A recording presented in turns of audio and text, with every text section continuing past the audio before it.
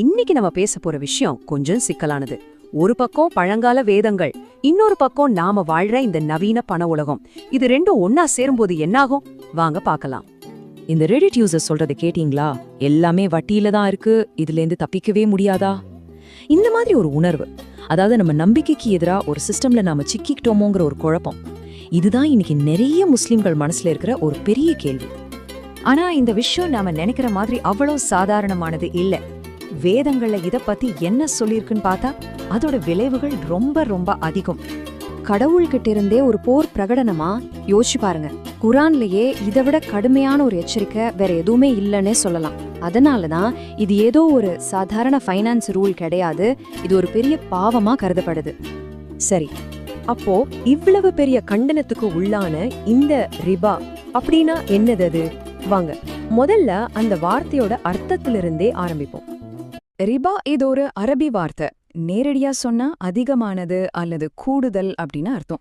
இஸ்லாமிய நிதி முறையில எந்த ஒரு அநியாயமான சுரண்டல் மூலமா வர்ற லாபத்தையும் இது குறிக்குது. பொதுவா நம்ம பேச்சு வழக்குல சொல்ற வட்டி தான் இது.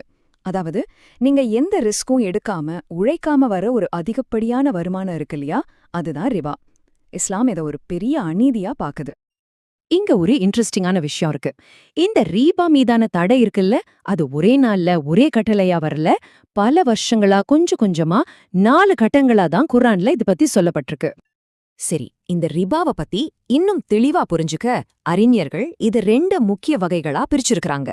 இந்த 2 வகையும் நடைமுறையில எப்படி வேலை செய்யுதுன்னு தெரிஞ்சுக்கிட்டாதான் விஷயம் நமக்கு முழுசா புரியும். முதல்ல ரிபா அல் நசியா, இதுதான் ரொம்ப பொதுவான வகை. நம்ம வட்டின்னு சொல்றோமே அது இதுதான். சிம்பிளா சொன்னா, ஒருத்தர் கடன் வாங்குறாரு, அந்த அசலுக்கு மேல குறிப்பிட்ட காலத்துக்கு அப்புறம் ஒரு தொகையை அதிகமா திருப்பி கொடுக்கணும்னு ஒப்பந்தம் போடுறது. நம்மளோட credit card, home loan, car loan, ஏன் பேங்க்ல வாங்குற பர்சனல் லோன் வரைக்கும் எல்லாமே இந்த வகையில தான் வரும். ஓகே, அடுத்தது 2வது வகை ரிபா அல் ஃபதல். இது முதல் வகை மாதிரி நேரடியா தெரியாது, கொஞ்சம் நுணுக்கமானது. இது பணம் சம்பந்தப்பட்டதில்ல, பொருட்களை நம்ம பரிமாறிக்கும்போது நடக்கிற ஒரு விஷயம்.